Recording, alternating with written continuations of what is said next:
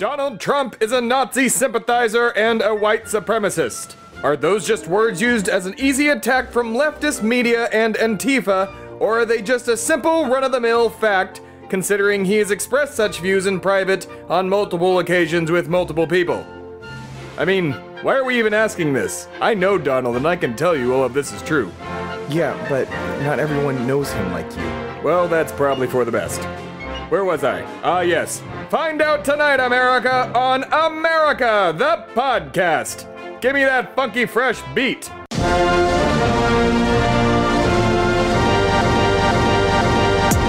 Ah, it's good to be back.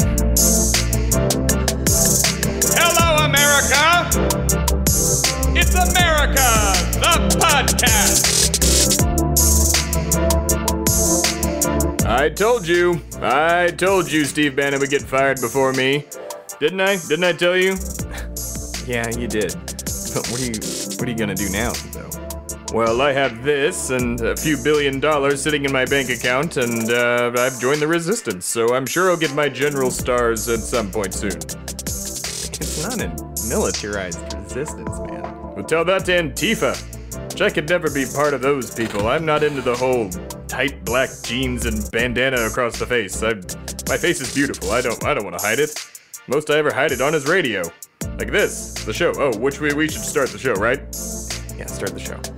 Hello, America! It's me, the Bastard. Welcome to episode 5 of America, the podcast, with me, the Bastard. America, the podcast is a show where I berate you with the best and bigliest lecture you will ever hear in your entire life. Then my producer, or even myself, will interview a special guest or panel of guests to discuss the subject of the lecture that future kings will build their empires upon. Furthermore, if for some reason you hate freedom and did not listen to any of the previous episodes of America, the podcast with me, the Bastard, or seen any of my videos on YouTube, Funny or Die, or bastardvideos.americathepodcast.com, and therefore still do not know who I am, please allow my powerful voice to penetrate your delicate ears and fill your brain with my important words. You may consider me America's lobbyist and the embodiment of the greatest and bigliest political party ever to be conceived by men, the Grand Old Party. While I am not a registered member of the Grand Old Party, I routinely advise on and do their dirty work, as all good lobbyists do. And for heaping sums of money, I might add. I cannot stress that enough. My dirty work includes Reaganomics, my idea, breaking into the Watergate Hotel to attempt to gain dirt on the Democrats, my idea, having 16 different Republicans run in 2016, my idea. Who did you want to win back then? I was backing Jeb, of course. Jeb! Oh, I miss him. Oh, he was a sure thing. He was a wet towel and, the human equivalent of a koala bear, but, a sure thing. We called him Sure Thing Jeb. He would have kept it business as usual. Would have been great. But then Donnie and his two stupid boys, Roger Stone and then Vlad Putin, had to come in and muck everything up. Very glad to have been fired. I hated working for those Nazi pricks. You can find out more about my firing by going to bastardvideos.americathepodcast.com. Shameless self-promo. Well, man, then why did you go work for them in the first place if you hated him? Oh, I loved Donald back in the day. We went to clubs together all through the 80s and 90s. Drugs, women, parties, blackmail, mob hits, shoulder pads. God, I miss the 80s. Oh my gosh. But like every sane person, I wouldn't have wanted him to be president, not even when Roger Stone tried to make him run the first time. But then again, after he stole the election, committed borderline treason, and threw a bag of money containing an offensive amount of money into my face, what was I going to do? Turn it down? Maybe, yeah. I mean, they paid me in $1 million bills. They even had Donald's face already on them. I don't think they gave you real money. No, of course they did. You poors don't know how real money works. Well, regardless, you still should have maybe turned it down if you knew the kind of people you were working with were, Nazis. Stop being such a Republican and try and see something from a different perspective for once.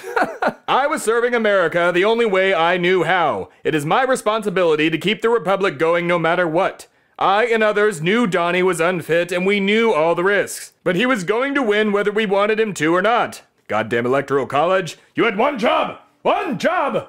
Anyways, we were desperate. But we knew we could keep him in line. We knew things would most likely get out of control, of course. So we brought Pence in as a solid backup. And once things inevitably get too hairy, Pence and the other GOP leadership declared Donnie unfit, and boosh! Back to business as usual! Well, things seem to be pretty goddamn hairy right now, bastard. Well, for once, you're very right, Timothy, and that's why I'm here now. I underestimated how bad it had gotten. Turns out they've infiltrated several areas of the GOP leadership and even the government. Mostly by accident, if you can believe it, but what could I have even done?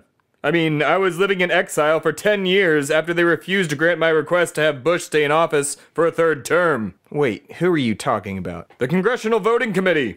They forcibly removed me from their office and told me that you can only be president for 2 terms, and that I'm going to have to deal with the Democrats for a while. I asked if it was because Kanye outed George Bush for not liking black people, and that's when the sergeant-at-arms handcuffed me and dragged me out. I just couldn't handle it, so I went and lived on my island until it sunk. There's a video detailing where I was at bastardvideos.americathepodcast.com. Jesus, that's a lot to unpack for later, but no, I mean, who infiltrated the government? Oh, well, the Nazis and the Confederates, of course. Wait, are you serious? I mean, yeah, it's pretty obvious. It's quite bad. I mean, you've obviously heard the president speak the past few weeks and seen the people he's defended and allied himself with. How's this a shock to you?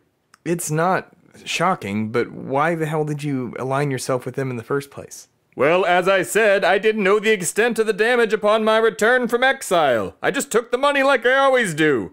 We've always known who the Confederates were around, and they were mostly amongst the GOP, obviously.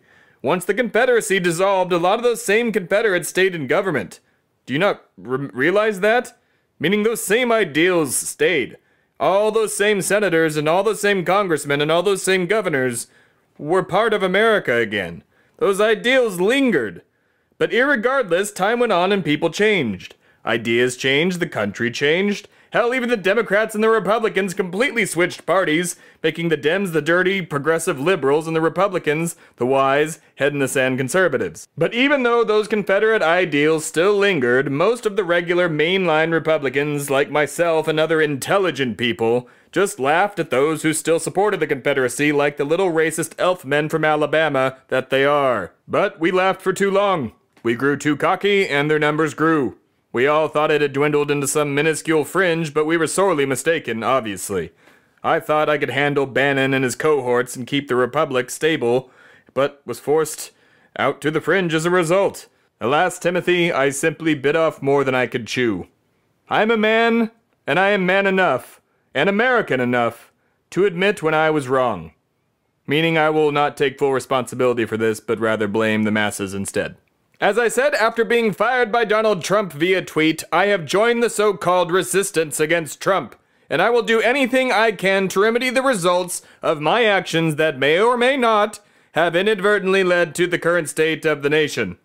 In hindsight, I should have probably come back earlier and helped guard the Republic. I mean, you couldn't have known that this would happen, man. None of us could have known. But they did know, don't you see? Roger Stone, the little finger of Washington, D.C., hashtag Game of Thrones, hashtag Team Stark, hashtag Arya is a badass, hashtag bye-bye Littlefinger, has been trying to get him elected for years. And now, because of people like Roger Stone who just want to watch the world burn as long as they get their slice of the pizza, or people like myself who, until recently, would just take the money and defend their party no matter what, the Nazis, the Confederates, the alt-right, whatever the hell you want to call them, are marching through the streets demanding to keep statues of the rebel leaders.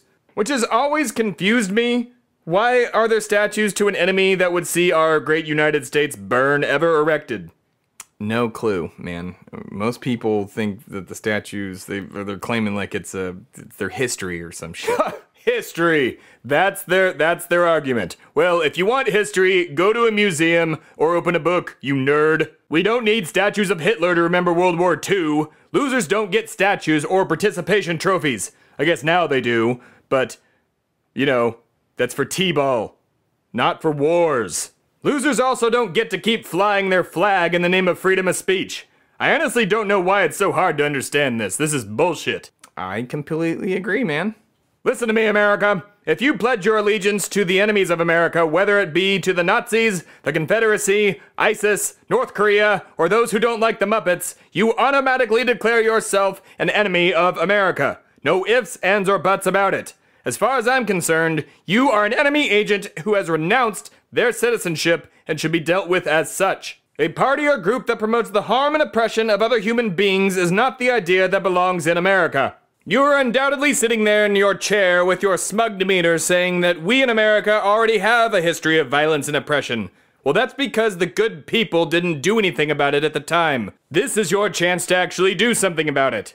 At our core and at the heart of our true American values, we want peace and to be a shining beacon of freedom to the rest of the world, no matter your race, creed, or religion. But the unfortunate truth is that is not the America we live in now. We are more divided than ever. The cause of this division is not on both sides. It is on one side, the side of hate. And my party, your party, all of us, we are complacent in letting this hate, this bigotry, this tiki torch wielding, poorly dressed bunch of Tate sniffers take hold of our great nation and say, oh, it's freedom of speech. It's freedom of speech. It's not freedom of speech. It's hate speech. And it's un-American. We all had an indirect hand in this, whether you want to admit it or not, America. Whether you are like me and you let your love of money rule you to the point of turning a blind eye to the obvious threat in front of you in the hopes that your taxes might be lowered just a little bit. Or you don't take just a few minutes to do your research on a political matter rather than just outright believing the talking head that yells at you on TV. My point is, America, we can do better. To my friends in Washington and to the commoners who are still defending him no matter what, you can do better. If you have a soul, you can do better.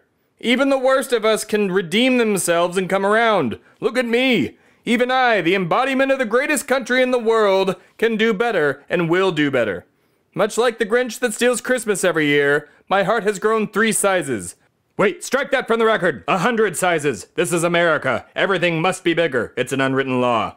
Your heart can grow too, America. It does not have to be a uniquely democratic thing to not back a Nazi sympathizer and just simply be compassionate to your fellow Americans.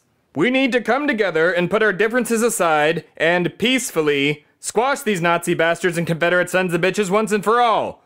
But I do not want us to stoop to their level.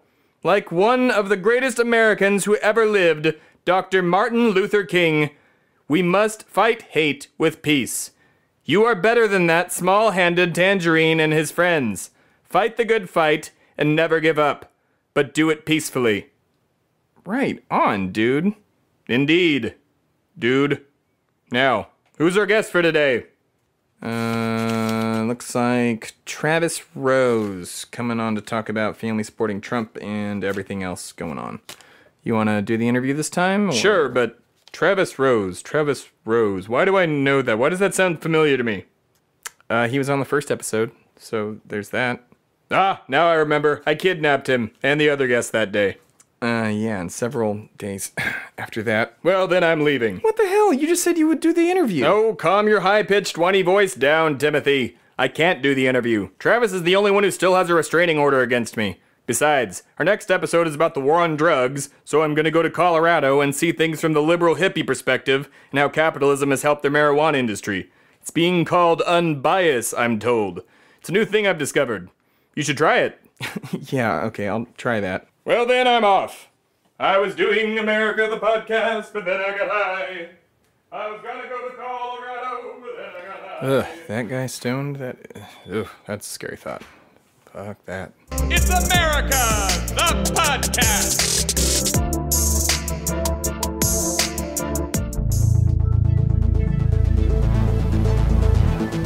This has been a production of Shui Media, all rights reserved. For more information, please visit shuimedia.com.